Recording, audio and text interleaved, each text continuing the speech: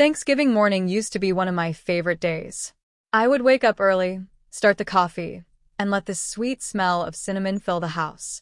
But that year, the air felt heavy. My wife, Lonnie, moved around the kitchen without looking at me. She seemed nervous, almost restless, touching things she didn't need to touch, wiping surfaces that were already clean. I watched her for a moment, trying to understand what was happening. For weeks, something had felt off between us. Conversations grew shorter. Smiles faded. Her phone never left her hand. Even when she sat beside me on the couch, I felt a distance that kept growing, inch by inch, until it felt like we were living in separate homes. "Are you almost ready?" she asked, still not meeting my eyes. "Ready for what?" I said, though I already felt the sting forming. She paused, swallowed, then said, "Thanksgiving dinner. At my parents' house." I waited for her to continue, to say we were going, to ask me to grab my jacket, to say anything that included me. But she didn't. She just stood there, staring at the floor, pressing her fingers together. Did you want me to come?" I asked quietly. Her shoulders tensed. A small breath escaped her lips. It's been stressful lately. My family wants a smaller gathering this year. Only close relatives." I stared at her, confused. "I'm your husband." "I know," she whispered, "but it's complicated this time." I didn't argue. I didn't fight. I just stood there, feeling something crumble inside me as she grabbed her bag and walked out without looking back. When the door closed, the silence that followed felt crushing. I sat at the table, staring at the empty chair across from me. I wondered how we reached this point, where she could leave me behind without guilt. I spent most of the day pacing around the house. I tried watching TV, but nothing held my attention. I tried cooking something simple, but I couldn't make myself eat. Every hour felt longer than the last, and my mind kept circling around the same question. Why didn't she want me there? Evening arrived, and the loneliness didn't fade. I decided to go to my office, hoping work would distract me. The building was quiet, most people gone for the holiday. The elevator hummed softly as it carried me to the 4th floor. I walked down the hallway, unlocked my office, and sat in my chair with a deep sigh. I had barely opened my laptop when I heard the door click loudly behind me. At first, I thought it was the cleaning staff, but when I turned around, I froze. Standing in the doorway was her sister's husband, Rylan. His face looked strange, tired, tense, filled with something heavy he didn't seem ready to say. He stepped inside and closed the door behind him.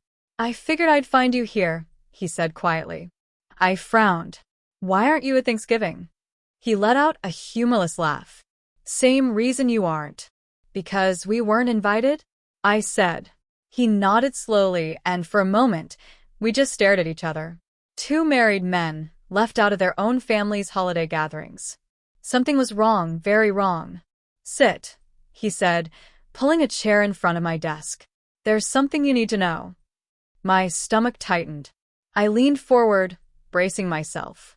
He let out a long breath, rubbed his forehead, and finally spoke. "They didn't invite us because they didn't want us to see what's going on." "What does that mean?" I asked. He looked at me, eyes filled with a mix of anger and sorrow. "I think our wives are hiding something." The air felt still. My heartbeat thudded loudly in my ears. Rylan reached into his pocket and pulled out his phone. He hesitated, then placed it on my desk. "Last night," he said, "I found messages on my wife's phone, and your wife's name was all over them." My breath caught. Messages about what? He swallowed hard. About meeting up, about keeping us in the dark, about spending Thanksgiving together without us. I felt the room tilt slightly, like the ground beneath me shifted. My hands trembled as I picked up the phone and read the messages he had screenshotted. The words blurred for a second. Then they sharpened. "He won't be there. He thinks it's a family-only gathering. Same here. They won't notice a thing. Tomorrow is the perfect chance to talk more privately. Just make sure no one tells them." I pushed the phone back toward him, my stomach twisting. "So they planned this," I whispered. "They planned to keep us away." He nodded. "Every year, Thanksgiving is for families. But this year, they wanted us out of the picture. And I don't think it's just about dinner. My mind raced with thoughts I didn't want to think. Betrayal hides in the quiet moments, the small lies, the sudden distance. It never screams. It creeps. What do you think they're doing? I asked. Rylan looked at me with pained eyes. I don't know, but I think we should find out. We left the office together, the cold night air hitting our faces as we stepped outside. My hands were shaking, not from the weather but from fear, confusion, and anger all mixed together. We drove in silence, each lost in our own thoughts, until we reached the street where her parents lived. The house was glowing with warm lights. Shadows moved behind the curtains. Laughter drifted into the night. I felt something break inside me. They're still there, Rylan said, parking the car down the street. We walked closer, staying hidden behind the trees. That was when we saw them, our wives, standing at the back porch with two other men I didn't recognize. They were laughing, talking softly, unaware of our presence. One of the men touched Lonnie's arm. She didn't pull away. I felt my breath catch in my throat. My chest tightened. It felt like someone stabbed me with something sharp and cold. Rylan's face turned pale. I knew it. I knew something was wrong. We watched for several minutes that felt like hours. My heart sank with every small gesture, every smile, every whisper. The picture was clear. Too clear. Eventually, I stepped back. I can't watch anymore. Rylan nodded, wiping his face. What do we do? I didn't know. All I knew was the man I was before that moment no longer existed. Something inside me had been replaced with a hollow ache. I walked back to the car, feeling like my body weighed 100 pounds. My mind was numb, yet somehow still full of pain. Back in my office later that night, I sat alone for a long time, trying to understand how everything fell apart so quietly. How someone you trust can turn away so easily. How love can fade without warning. But eventually something inside me changed. The pain didn't disappear, but it became fuel. A reminder that I deserved honesty. I deserved loyalty. I deserved a partner who valued me. And the next morning, I decided I would no longer wait for her to choose me. I would choose myself. I woke up the next morning feeling as if someone had pressed a stone on my chest while I slept. My body was heavy, my mind cloudy, and my heart felt strange and tight.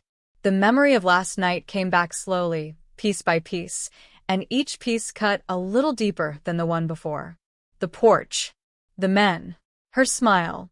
Her not pulling her hand away. I sat at the edge of the bed and held my face in both hands. I didn't know how long I stayed like that, but it felt like time didn't want to move.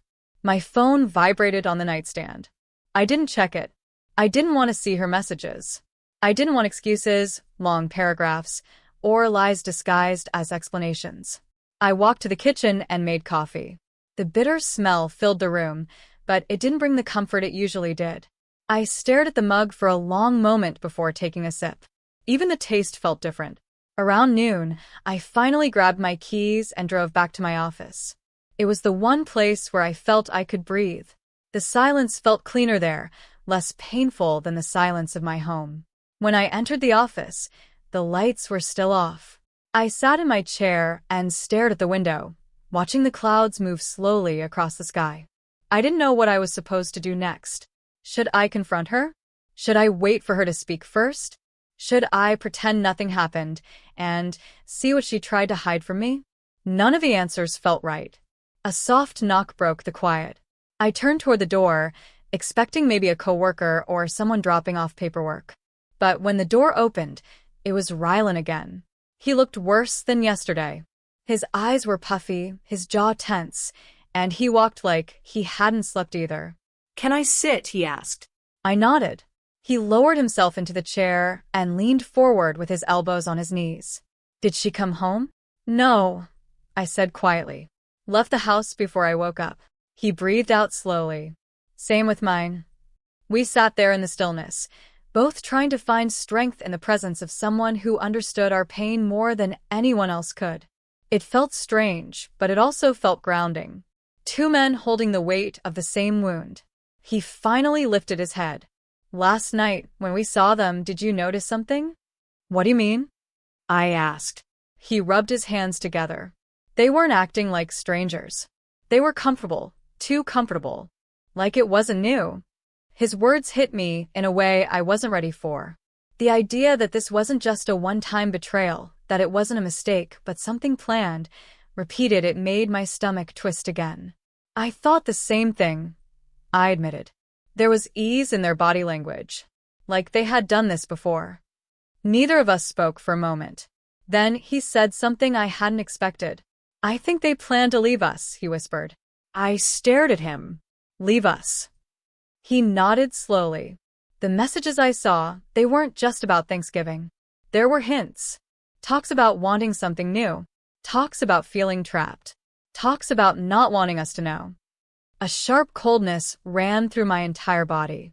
Why didn't you show me those messages yesterday? I asked. I didn't want to believe what they meant, he said. I hoped I was wrong. But after last night, I'm not. My heart hammered in my chest. I felt anger starting to rise, but it wasn't loud or wild. It was quiet, slow, and controlled. It felt like heat building behind my ribs. So, what do we do? I asked. He looked at me with tired eyes. The truth. We get the truth from them. No more guessing. No more waiting. I nodded. Later that evening, I went back home. The sun was going down, and the house felt colder than usual. I sat on the couch and waited. I didn't know how long it would take, but I refused to sleep until she walked through that door. The door finally opened after 11. She stepped inside quietly, like someone trying not to wake a sleeping child. When she saw me sitting in the dark living room, she froze. You're home, she said softly. I didn't answer. I just watched her. She set her bag on the table and hesitated. Why are you sitting in the dark? I still didn't speak. She swallowed. Did something happen? There it was. The first lie of the night. And the last one I was willing to accept. Where were you? I asked. She blinked. At my parents' house. I told you. Don't. I cut in. Don't start with a lie. She froze again. I stood up slowly. I know where you were. I saw you. I saw everything. Her face drained of color, and her breath caught. I didn't raise my voice. I didn't throw anything. I didn't fall apart. My tone was steady, calm, even though my heart was breaking. I know who you were with. I know why you didn't want me there. And I know this wasn't the first time. She backed up a step, as if the truth pushed her. Who told you? She whispered so quietly, it was almost air. That doesn't matter, I said. What matters is that you look me in the eyes and tell me the truth. She pressed her lips together, shaking slightly. I watched her try to think of an excuse, but none came. Her silence was the answer. Finally, her shoulders dropped. A long breath escaped her, and she covered her face with her hands. I didn't want it to happen, she said through her fingers. It just happened. That sentence made fire burn inside me. People choose. Nothing just happens. How long? I asked. She didn't respond. How long? I repeated, sharper this time. She lowered her hands and whispered, 3 months. I felt the room tilt again, but I didn't show it. I didn't let her see how deep the knife went. She started crying. I was confused. I made mistakes. But I didn't want you to get hurt. I looked at her, and for the first time since I met her, I felt nothing warm toward her. No connection. No comfort. Just distance and a deep ache. You didn't want me to get hurt, I said softly, so you hid the knife while you used it. She cried harder. I didn't yell. I didn't argue. I simply walked past her and said, we'll talk in the morning. I slept on the couch. She stayed in the bedroom. In the morning, we sat at the table, both of us exhausted. She apologized again, saying she wanted to fix everything, saying she wanted us to try again. But I saw the truth in her eyes. Her heart wasn't with me anymore. And mine was tired. I didn't make a decision that day. Decisions made through pain are always cloudy. But something inside me changed. I no longer felt like someone begging to be chosen. I felt like someone who finally saw the truth and knew he deserved more. Over the next week, the silence between us grew wider than ever. We barely spoke. We walked around the house like strangers sharing a space they no longer fit inside. I spent more time at the office. She spent more time outside the house. One afternoon, I received a message from Rylan. He told me he confronted his wife too. His story mirrored mine. Lies unraveling, guilt spilling, truth finally forced out. He said he didn't know what his next step was either. Through all of this, I realized something important. Pain doesn't fix everything. Love doesn't excuse betrayal. And silence doesn't heal wounds that need honesty. So one night, I sat across from her at the table and said the words I never thought I would say. We can't continue this. Her eyes filled with tears again. Are you sure? Yes, I said quietly. I deserve someone who chooses me without hesitation. And you deserve someone you can be honest with. We talked for hours, calm, quiet, tired. By the end of the night, we both understood that our paths were splitting. Not because of anger, not because of revenge, but because trust once broken cannot be glued back into something strong enough to hold a marriage. The next morning, I packed a few things and checked into a small apartment near my office. I stood at the window, watching cars move like small dots on the road, and took a deep breath. It hurt. It still hurts. But the weight on my chest was gone. Freedom doesn't always feel joyful at first. Sometimes it feels raw, painful, and lonely. But it also feels honest, and honesty was something I needed more than anything. I didn't know what the future would look like, but I knew one thing. I would never forget this Thanksgiving. And I would never again let someone make me feel like I didn't deserve a place at the table. The first night in my small apartment was strangely quiet. No footsteps in the hallway. No sound coming from the bedroom. No warm breath beside me. The silence was thick, and even though I wanted to rest, sleep didn't come easily. I kept turning from one side to the other, staring at the ceiling, wondering if I had made the right decision. My heart said yes, but the emptiness around me made everything feel heavier. When dawn finally came, pale light slipped through the blinds and touched the edge of my bed. I sat up slowly, rubbing my face. My chest still felt tight, but at least it wasn't suffocating like it used to be. I stood at the small window and watched the city wake up. People walking, cars moving, life continuing without knowing what had collapsed inside me. I went to my office early that day. The building was nearly empty, and I walked through the hallways with a kind of quiet determination. I wanted to bury myself in work, but my mind kept drifting back to everything that had happened. Betrayal has a way of following you even when you think you've escaped it. Around noon, I heard a knock on my office door. I expected a colleague, maybe someone asking about a file or a project. But when the door opened, it was Rylan. He stepped in slowly, almost unsure if he should enter. He looked tired, just like I felt. His shoulders slouched, his steps heavy. He sat down in the same chair as before and sighed deeply. "You moved out?" he asked gently. I nodded. "Last night." He leaned back and rubbed his jaw. I did too. For a moment, we said nothing. The silence between us wasn't empty. It was full of shared pain, shared confusion, shared loss. Two men who never imagined their marriages would fall apart like this. "How are you holding up?" he asked. "Trying," I said. "Trying to breathe, trying to think, trying to understand." He nodded slowly. "Same here." He took a deep breath and looked at the floor. You know, when I confronted her, she admitted everything too. She said she didn't mean for things to get so far. Said it started with small talks, and then it turned into something else. Something she should have stopped. I swallowed. Hearing someone else's hurt didn't make mine smaller. It made it feel even more real. She said the same. I replied. Like it just happened. Like she wasn't in control. He let out a bitter breath. Funny how they say that. Like they tripped and fell into betrayal. We both gave a faint, humorless laugh. A sad laugh. A broken laugh. After a long pause, he asked quietly, "Do you miss her?" The question hit me in a strange way. I didn't want to miss her. I didn't want to admit that even after everything, A part of me still felt the old love lingering like a fading echo. I miss what I thought we had, I said slowly. But I don't miss the version of her who could do this to me. He nodded. Same here. We talked for almost an hour, not about the betrayal itself, but about the pieces of our lives that felt scattered now. The sudden emptiness of our homes. The confusion about who we were supposed to be next. The fear of rebuilding from the ground again. When he finally stood to leave, he paused at the door and said, "You know, maybe this pain will make room for something better someday."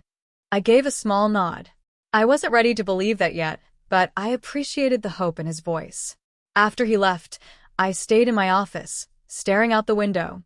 The sky was gray, and small raindrops slid down the glass. Each drop left a thin trail, then disappeared. My life felt like that. Moments crashing, fading, then drifting into another. Later that evening, my phone rang. The screen showed her name. A part of me hesitated, but I answered. Her voice trembled from the first word. "Can we meet?" I didn't know what she wanted. Closure? Apology? Another try? I agreed, but only to talk, nothing more. We met at a quiet cafe near the river. She arrived wearing a heavy coat, her hair tied back, her eyes tired and full of regret. When she sat down, she looked at me as if searching for the man she used to know. "I'm sorry," she whispered. I didn't speak, letting her continue. "I ruined everything. I broke something that didn't deserve to be broken. You were good to me. You trusted me. You believed in us. And I threw that away." Her voice cracked, and tears formed in her eyes. I listened. I didn't interrupt. I didn't comfort. I didn't reach out. I just listened because that was all I had left to give. "I know you won't take me back," she continued. "And I won't ask you to. But I need you to know that I never meant to hurt you like this. I was lost. I was angry. I was confused. But that doesn't excuse anything." I nodded slowly. "You didn't just hurt me. You changed the way I see everything." She wiped her tears. "I know. You didn't invite me to Thanksgiving because you didn't want me to see what you were doing," I said, my voice calm but firm. "Not because your family needed space. Not because the group was small. But because you didn't want me there." She closed her eyes, and a tear rolled down her cheek. "I was ashamed," she said. "I didn't want to look at you while lying to you. I didn't want you to see how far I had fallen." I took a breath. But I saw it anyway. "I'm glad you left," she whispered. "You deserve someone who doesn't lie to you. Someone who never hesitates to choose you. Someone better than me." I didn't know what to say. Her honesty felt like both a wound and a bandage. We talked for a while longer. Not about getting back together. Not about fixing things. Just two people trying to close a chapter that had become too painful to hold on to. After we left the cafe, I walked along the river. The streetlights glowed on the water, creating long golden lines that swayed gently with the current. The wind was cold, but it also felt cleansing, like it was touching the raw places inside me and letting them breathe. Over the next few weeks, life slowly found a rhythm. Work became a place of focus. My apartment felt less lonely. My heart felt less heavy. I started waking up without the sharp sting I used to feel. The memories were still there, but they no longer controlled me. One evening, while packing some boxes at my old home, she came to help. It wasn't awkward. It wasn't painful. It just felt final. A quiet acceptance between two people whose paths had split. She handed me a small box filled with old photos. "Do you want these?" I looked at them carefully. Some photos showed happy times, real ones. Times when I believed we would grow old together. Times when her smile felt like home. I closed the box gently. "Keep them," I said. "They're part of your story, too." She blinked, surprised, but nodded. When I walked out with the last of my things, I didn't look back. Not because I hated her. Not because I didn't care. But because I was ready to move forward. Life after betrayal is strange. It's quiet. It's slow. It's painful. But it also teaches you what you deserve, what you can survive, and how strong your heart actually is. Months later, I saw her again by accident. She was at a grocery store, standing beside her cart. She gave me a small, soft smile. Not the smile of lovers. Not the smile of strangers. Something in between. I nodded politely. She nodded back. And that was it. Two paths crossing for a brief second before parting again. I walked out of the store and let the cold air fill my lungs. For the first time in a long time, I felt something new, something small, gentle, and hopeful. A beginning. Not because of someone else. Not because of revenge. Not because of anger. But because I had faced a truth that almost broke me and walked out stronger on the other side.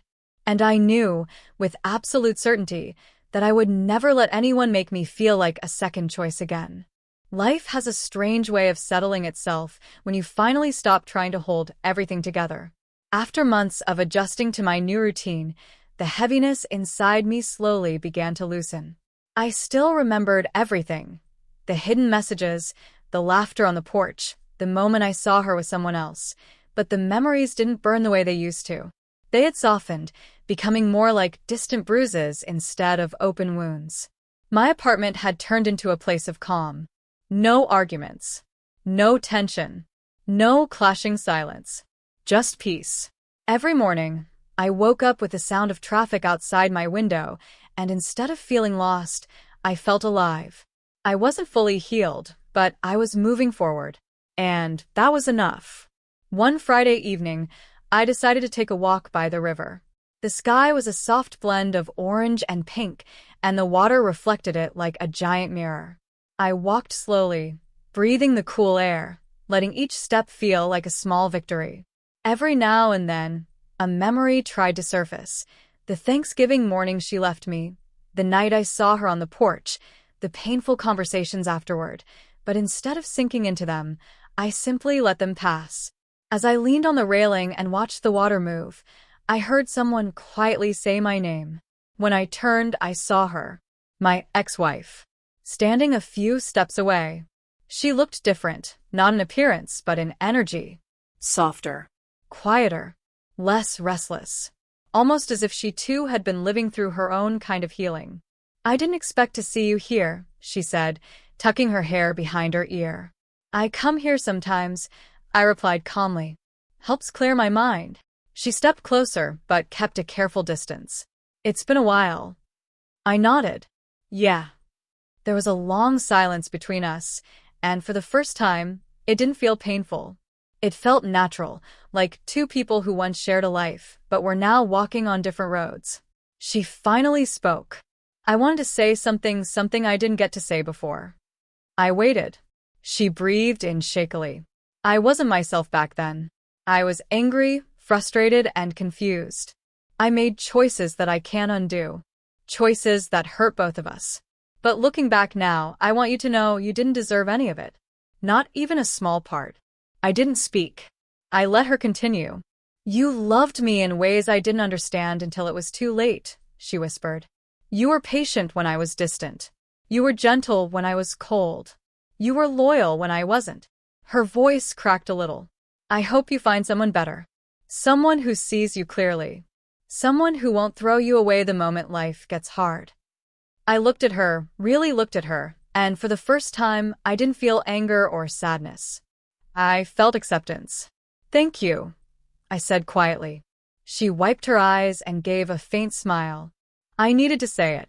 We talked a little longer, not about the past, not about repairing anything, but about life in general. Work. Family. The changes we both went through. And then she said something unexpected. Do you remember the night you saw me on the porch? My jaw tightened slightly. Yes. I want to tell you something about that, she said, looking at the ground. What you saw wasn't the whole truth. I didn't know if I wanted the details, but I nodded anyway. She continued, her words slow and careful. It wasn't love. It wasn't some big emotional connection. It was a mistake born from loneliness and anger. I thought someone else could fill the spaces in me that I refused to talk about. But all I did was break more. I swallowed, not sure how to respond. He never meant anything, she whispered. He wasn't someone I loved. He was someone who made me forget myself for a moment, and I confused that with something real. I finally spoke. Knowing that doesn't erase what happened. I know, she said quickly. I'm not asking for forgiveness. I'm just telling you the truth. We stood in silence again, listening to the soft sound of the river, watching the sky fade into deeper shades of evening. After a long while, she stepped back. I should go. I nodded. Take care of yourself, she said softly. You too. She walked away slowly, her figure blending with the evening light until she disappeared around a corner. I stayed by the river for a while longer, letting the calmness settle inside me. I didn't feel relieved or happy or angry. I felt balanced, like something heavy had finally been set down. In the days that followed, I found myself thinking less about what she did and more about how far I had come. There was no hate left in me, no bitterness, just a quiet acceptance of the truth. People break, they fall, they make wrong choices, and sometimes they lose things they never expected to lose. But life doesn't stop. It shifts. It moves. It waits for you to catch up. One afternoon, while grabbing coffee, I ran into Rylan again. He looked better too. Stronger. More centered.